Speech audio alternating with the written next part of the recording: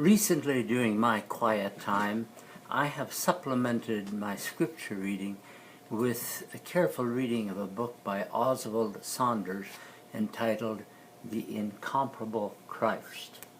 And I encourage you to read it if you have opportunity.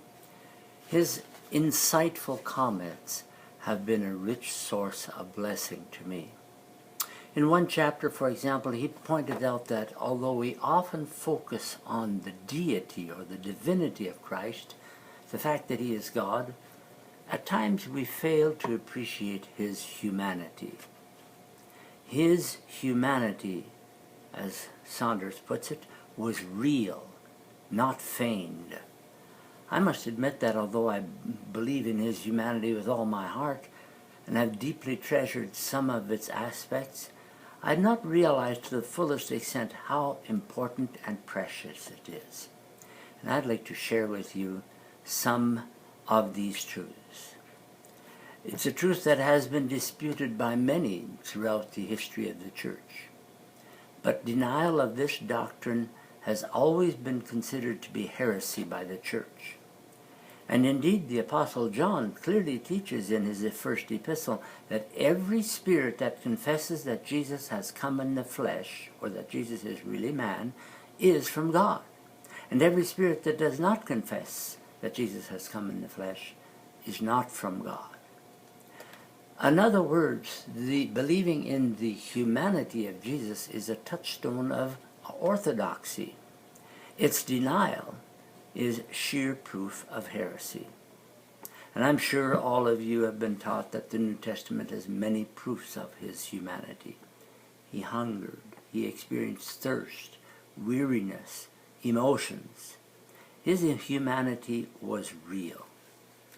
And we do well to remember along with that his humanity does not mean that he had a sinful nature. Rather, it means that during his life on earth, he was subject to human limitations like you and I are.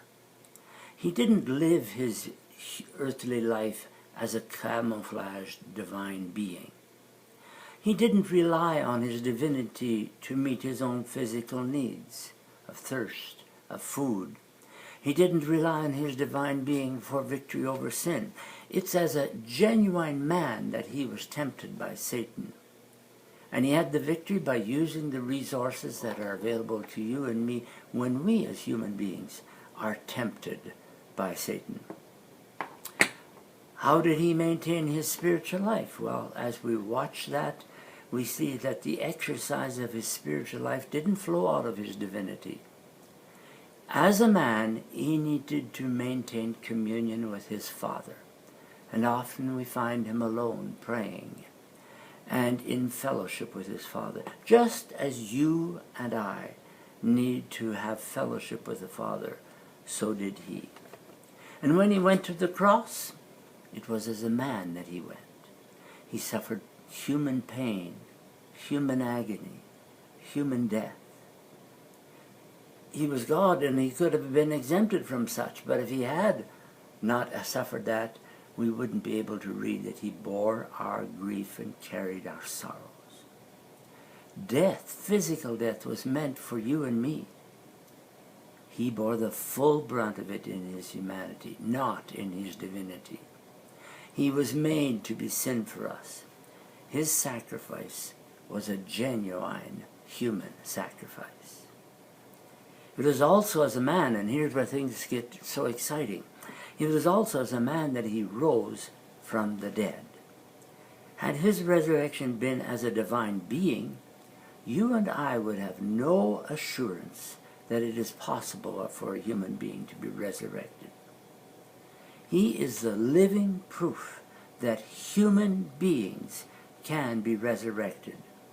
And so Paul writes in Philippians chapter 3, verse 20, that when he comes, he will transform our lowly body to be like his glorious body. Do we fully appreciate the fact that he still has in heaven that resurrected, glorious human body? And John says in the first epistle of John chapter 3, verse 2, we shall be like him. That leads to the inevitable conclusion that one day we as human beings will live with him in heaven with our glorious, transformed human bodies. Life in heaven for human beings is possible and will be a reality. His humanity and resurrection give us that proof that that will be so. I repeat, his humanity was not feigned. It was complete. It was genuine. That's part of the marvelous foundation of our Christian life and heritage.